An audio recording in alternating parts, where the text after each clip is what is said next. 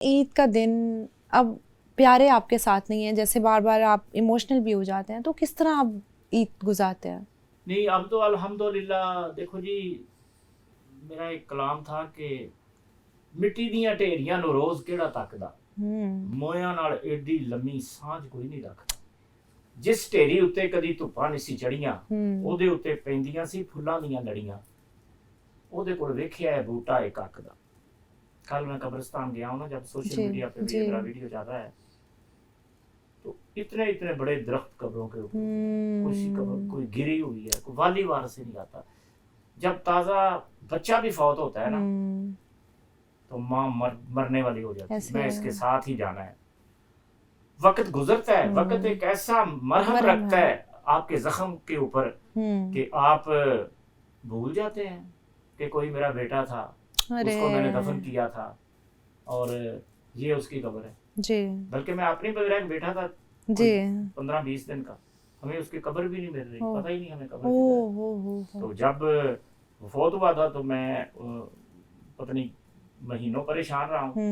ये होता है कि वक्त, अब ईद का मौका है तो मैं सैड नहीं होना चाहता। तो ईद की अगर आप बात करें कि मैं कैसे गुजारता हूँ, मैं कहीं नहीं जाता, सिर्फ मैंने उठना है क्योंकि आगे पीछे रूटीन है हमारी 4 बजे 5 बजे उठने की, मेरी खासकर सही।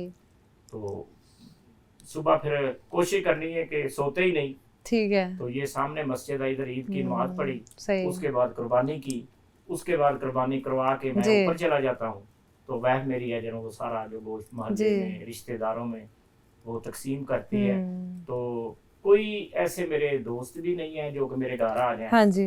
इतने दोस्त मेरे हैं भी नहीं। एक दोस्त था मेरा फैसलाबाद का, महमूद उसका नाम था। उसके साथ जिंदगी के जो भी अच्छे काम किए तो वो मुश्किल वक्त का साथी भी था। तो ऐसा दोस्त मैंने नहीं देखा। अल्लाह उसको करवट करवट जन्नत नसीब करे। यहाँ पे जब मैं आया हूँ तो मेरा कोई दोस्त खास नहीं है। तो यहाँ एक भाई कहूंगा मैं, एक नफीस साहब है TV2 वाले, अच्छा जी, एक उनके साथ है मेरा तल्लक, एक लाला आरफ लवार साहब। सही, ये दो आपके करीबी। ऐसे शख्स से मेरा नहीं तल्लक के वो मेरे घर आ जाए या शाम को कोई महफिल बने, ऐसा नहीं है मेरा कोई। अरे अब हम ज्यादा इमोशनल नहीं आपको करना चाहते, ईद का मौका है, खुशियों से हम करें। और आपके लिए हम केक भी लेके आए हैं, जो हम केक काटना चाह रहे हैं, आपकी खुशियों में शामिल होना चाह रहे हैं। अच्छा, आखिर में आप अपने फैंस को क्या कहेंगे ईद मुबारक के साथ साथ? क्या अपने इमोशंस हैं ईद पे जो आप बयान करना चाहते हैं? एक तो ईद के हवाले से ये है कि जो भी आप कुर्बानी करते हैं, जो लोग इस अल्लाह ने उनको दिया है इतना, तो वो अपने हमसायों का ज़रूर ख्याल रखें, क्योंकि मेरे नबी का फरमान है कि 40 घरों तक हमसाये की हद होती है। तो आपको असल तो हक ये बनता है कि आप घर घर डोर नॉक करके उनको कहें कि जी आपको कोई प्रॉब्लम तो नहीं। खासकर ईद के दिनों में अगर आपके मोहल्ले में कोई गरीब है, आपको पता है कि यार ये इस काबिल नहीं है, इसका कारोबार इतना नहीं है, तो मैं तो खैर ऐसे कारोबार करता हूँ, मैं कारोबार कर लेता हूँ, बाहर बैठता हूँ मैं गर्मियों के दिनों में पिछले टाइम, और सर्दियों में तो मैं काफ़ी देर बैठता हूँ। तो आते जाते जो मुझे नज़र आता है, जो मैं कर सकता हूँ उसको लिए मैं करता हूँ। तो आप भी करें और आप अपने मुलाजमों का भी ख्याल रखें कि ये भी इंसान है। अगर आपने 10,000 का सूट पहना तो उनको 1,000 रुपये का ही दे दें। तो सबसे जो अहम पैगाम है वो मैं नौजवान नस्ल को दूंगा कि अपने माँ बाप का ख्याल रखें।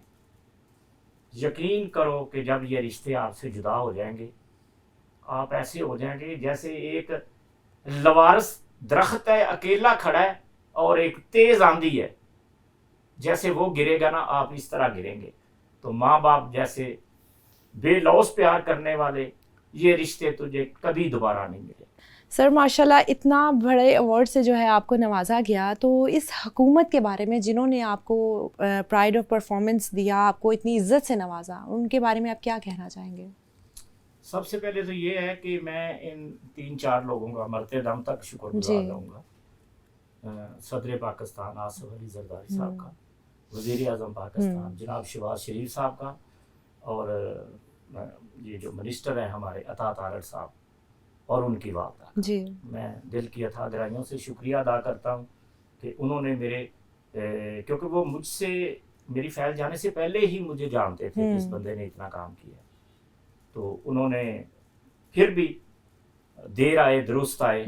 मुझे किसी हुकूमत से कोई गिला नहीं, कभी पिछली हुकूमतों से भी कोई गिला नहीं, क्योंकि हर चीज़ ना मेरे रब ने उसका एक टाइम मुकर्रर किया होता है। सही। तो इस अवार्ड का मुझे फ़ायदा ये होगा कि जब मैं हमसाया मुल्क जाता था ना, मैंने कभी अवार्ड की ख्वाहिश नहीं की जी, इसीलिए मैं अपना काम ही करता चला जा रहा था।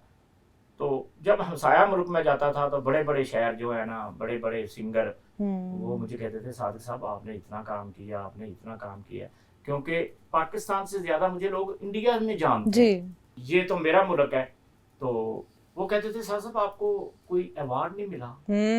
उस वक्त ना मैं अंदर से गिल्टी हो जाता था, फील होता था कि मैं बात को चेंज कर देता। अब मैं कह सकता हूँ, अब कह सकते हैं अरे मुझे जी सबसे बड़े अवार्ड से नवाजा है। क्या बात जो है, अपनी नौयत का सुनने में आया, मैं तो इतना पढ़ा लिखा नहीं हूँ कि ये अपनी कैटेगरी का वाहिद अवार्ड है। आप जितनी देर मैंने वक्त आपके साथ गुजारा, आप हमारा फख्र हैं। इतना कुछ दिया आपने हमारे मुल्क को, और यही चीज़ें जो है रिप्रेजेंट करती हैं पाकिस्तान को। अल्लाह ताला आपको लंबी ज़िंदगी दे, खुशियाँ दे, और जो आपकी ख्वाहिशें हैं अल्लाह ताला पूरा करे। बहुत शुक्रिया, मुझे बहुत अच्छा लगा।